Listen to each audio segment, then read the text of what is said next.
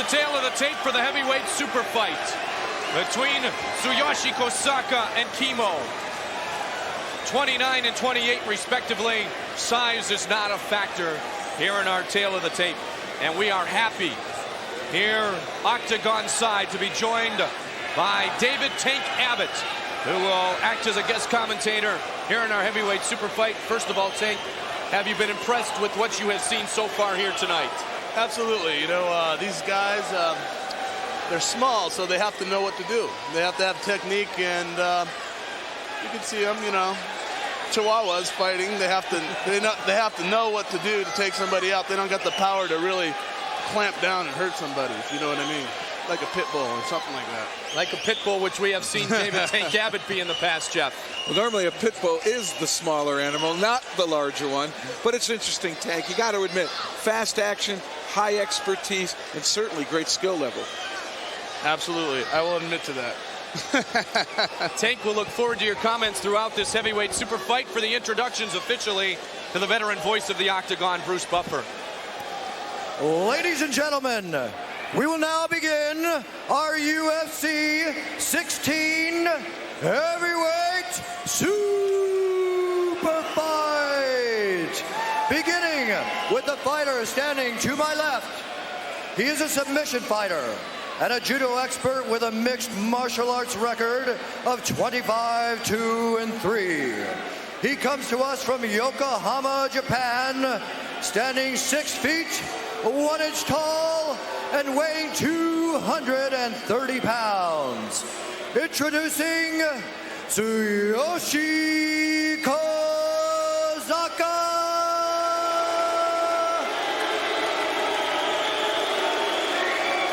And his opponent standing to my right. He's a Brazilian Jiu-Jitsu fighter and a veteran of UFC 3 and Ultimate 96. Standing 6 feet, 1 inch tall, weighing in at 250 pounds. He is originally from Hawaii and fighting out of Huntington Beach, California. He is the Hawaiian fighting legend. Introducing Kimo.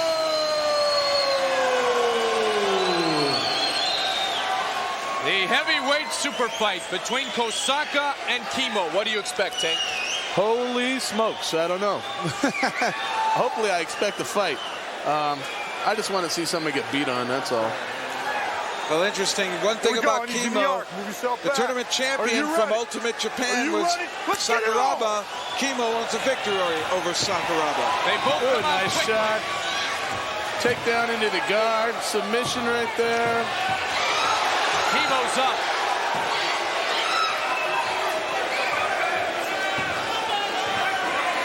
Looks like he's trying to clear the guard. He's got a quarter guard on now. Nice hands. Is Kimo going to be striking here, Tank, the whole time? Up, here comes a leg lock.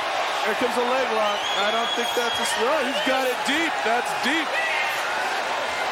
He needs to come up and step on that foot. He's getting it out. He's getting it out. Keep twirling. He's calm. Patience a key in a situation like this, Tank? Oh, absolutely. The Japanese are really relaxed right there. They know about submission, but Kimo's got that ankle lock nice and deep. Work it out. Interesting. There you go. Now he's putting some weight on it now. Sakuraba, excuse me, Kimo really doing a great job here. I will agree with you. Looking for submission. He's got to keep turning. He's going to run out of room. He let go of it there. Way to work. Kimo's got to use his power in this fight. Power he's got. Yeah. And back down to the ground it goes. Kimo caught in the half guard.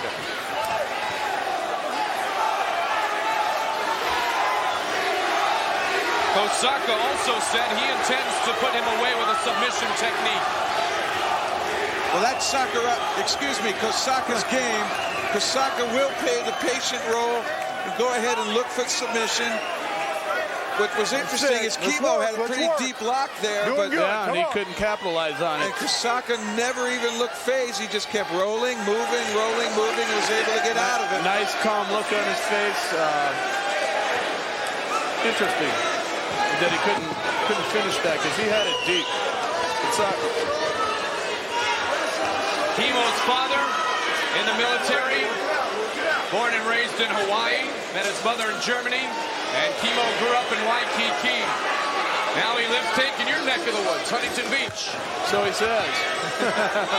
Well, Kohsaka's no stranger to leg locks. They're very common in the organization he competed so much and made a name for himself in, and that is rings in Japan.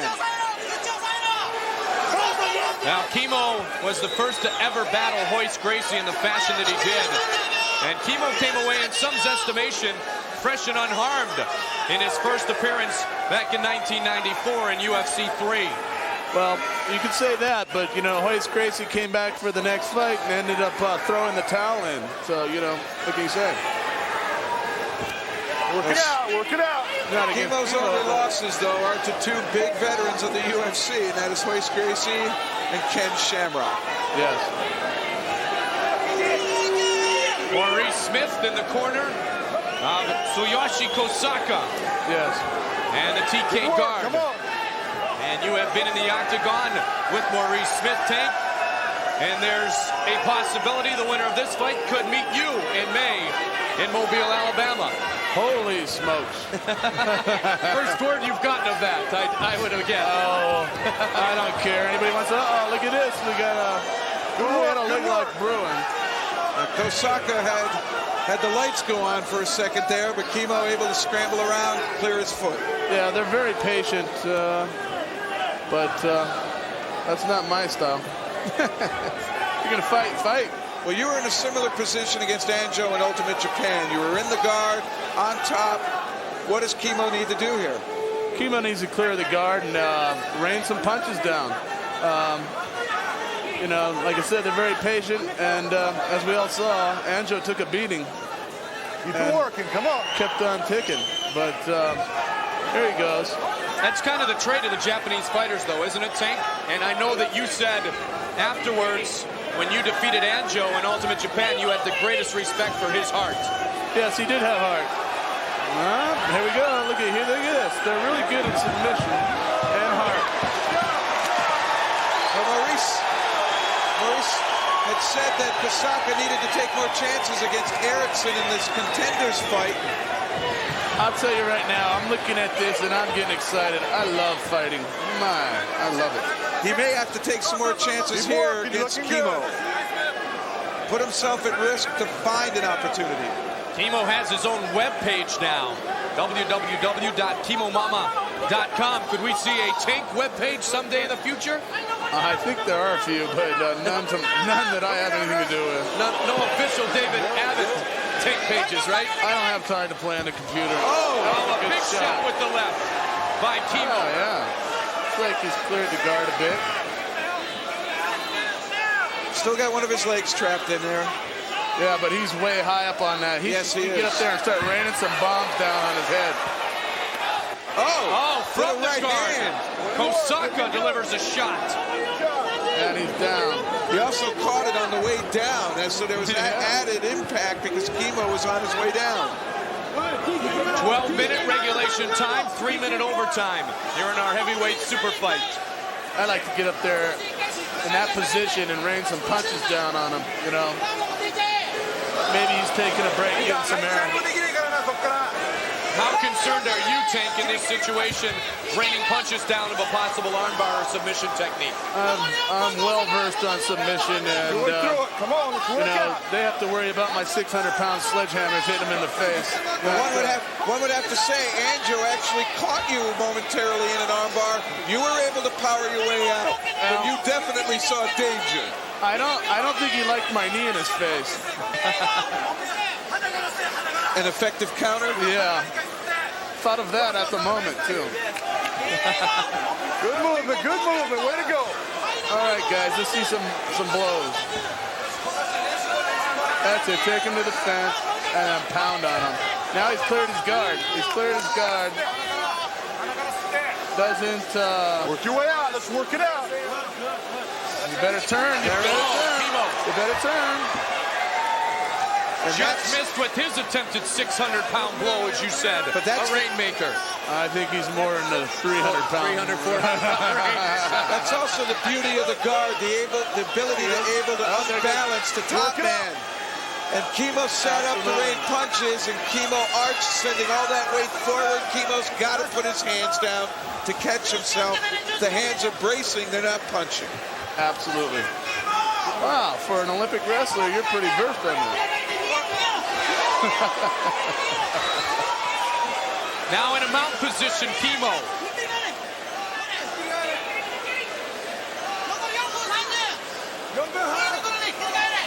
Maurice Smith talking to Kohsaka. Smith in the purple and white Alliance sweatsuit. There's enough of a lull here. Yeah. There's enough of a lull here. Do you expect a lull from the mount position, Jeff? No, but there you go. Yeah. Kimo's only been at jiu-jitsu a short time. He will get better. He's young and he trains hard. He's got a huge body, very athletic body to work with. Oh! He's all right. He's all right. Here comes the leg lock. Here comes the leg lock. Kimo trying to work through it. He does. We're back up to our feet. 8 minutes and 15 seconds in to the heavyweight super fight.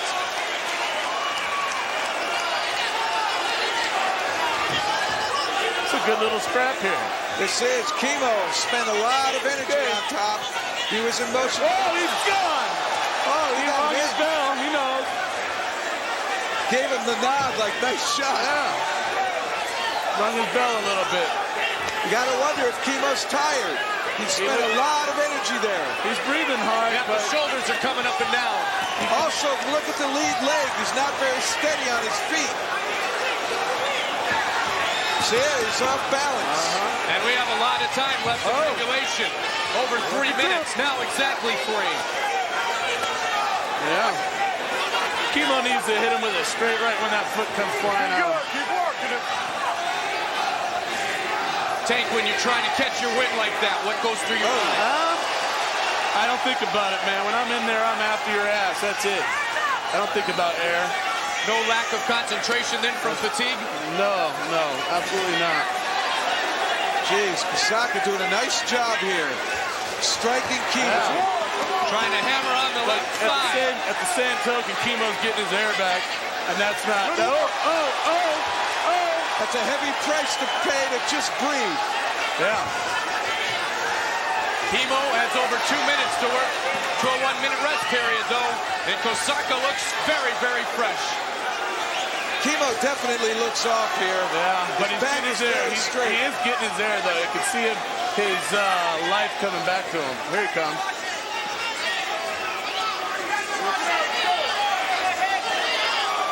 The born-again Christian Kimo. Kohsaka is used to long fights in rings, averaging 30 minutes. 95 There goes J the second champion. counter punch. He needs to rock. Let's go. There you go. Get it on. Get it on. Are you rooting for Kimo? No, I'm rooting for a good fight. I don't care. I want to see a good fight. Oh, another right. Grazed off the forehead of Kimo. And a knee attempted. It doesn't look like Kimo wants to go to the ground here. No, it doesn't. Kimo could have had a chance to drop down and take the legs out, but he didn't do it. I'll tell you what, Kohsaka's really trying to chop down that left thigh area of Kimo. He delivered another one. A jab to the left eye of Kimo. Kimo just missed with that right. How about Kohsaka's a southpaw now? Maybe that is stirring up Kimo a little bit. Be a warrior, baby. Go after it. There you go. Come on. A counter punch to the chin, though, by Kimo. This is good. Let's go, guys. 45 seconds left in regulation time. They are going toe-to-toe here. Kimo's arms now look a little weary. Yeah. Kimo's arms are looking weary. Great fight. These two are putting it on the line. Go. It looks now very much like we'll head to a 3-minute overtime period. Yes. And Kimo needs to take him to the ground. There seems to be a mouse on Kimo's left eye. Yes, he's eating a lot of punches. Maybe this overtime will give him some air. A lot of right-hand jabs. Sneaking through. Oh, look. And another one. And regulation time comes to an end. You got 1 minute. You want to continue? 1 minute. Great fight. Great fight. Excellent. Two very different fights, Tank. About 5 minutes on the ground, about 7 minutes on their feet. Absolutely, and I think if Kimo's got a chance, he's got to take him to the ground because he didn't fare so well on his feet. You got to believe that fatigue played a factor there. You have to believe it. Kohsaka's jabs were near deadly. Conditioning is a big part of it, as I'm very well aware of. And one thing also, when you watch Kimo get hit, watch what happens after he gets hit. He turns his head a little bit. When you turn your head, you're not looking at your opponent. That's the #1 rule of hands, is see what's coming at you. Oh, yeah. And here, an attempted lock by Kohsaka going after Kimo's leg. But Kimo and the sweaty body, enough power and slickness to be able to counter out. Great strikes by Kohsaka. So his time with Maurice Smith is obviously paying off. And you saw him also trying to chop down the leg. A very similar technique that Smith has used in the octagon. And the object of the guard is to let the top man get frustrated and fatigued. And it worked to perfection for Kohsaka. He took some shots while he was down on his back, but he came back fast. There goes and was able to get some good shots against Kimo on the feet. Just as you thought, there you go. Go right to the ground. That's his only shot, is if he kicks the takedown. And that position another knee. Another big knee by Kohsaka. Not once, but twice. Kimo cannot keep the fight on the ground. He's tried twice. Here he'll try a third time. He finally gets it. Both these bodies are glistening with sweat. Tremendous energy output. These guys are going to war. Who do you have winning, Tank? I would have to go with the Japanese fighter at this point in time. Pardon me, not the guard. It is a mount position for Kimo. He But looks very still, calm. Kohsaka getting some drives in and looking calm, Tank. Yeah. Here's the arm lock. He ain't going to get it on him. Wow, This is trouble right here. Yeah.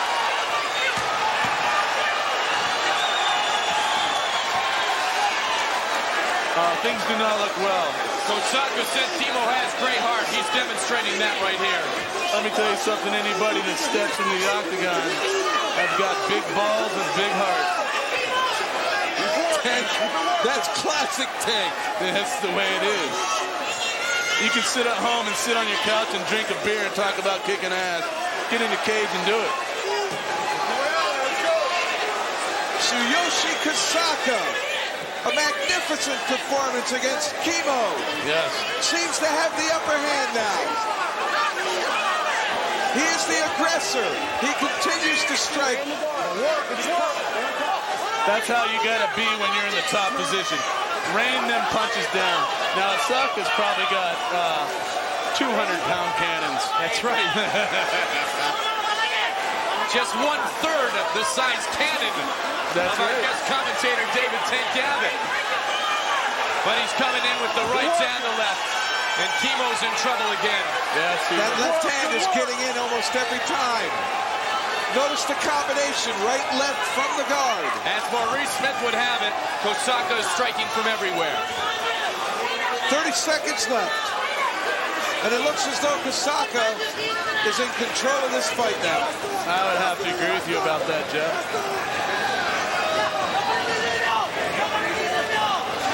Great poise by Kohsaka, never panicked. That's how you fight when you're on top. That's the way it goes. Yeah, hey, yeah. Continues aggressively. And Tsuyoshi Kohsaka, clearly the dominant fighter in the overtime period. That was an excellent fight. I enjoyed that immensely. Everything you expected, Tank, I also enjoyed it immensely. Yes, it was excellent. Two tired warriors. But Kohsaka there, anticipating he had the better performance. He deserves to win. I have to agree with him.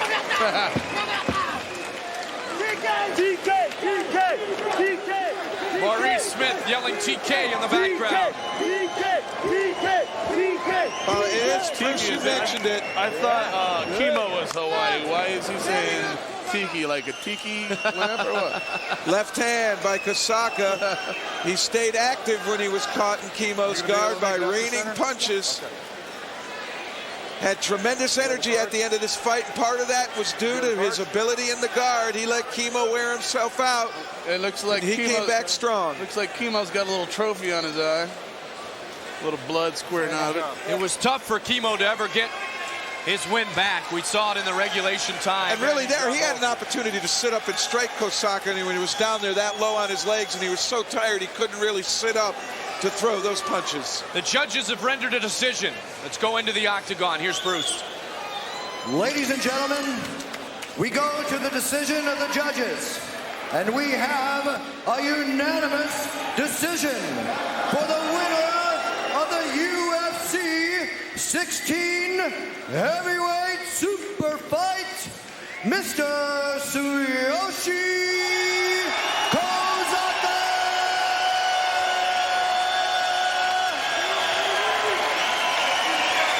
Ladies and gentlemen, let's have a big hand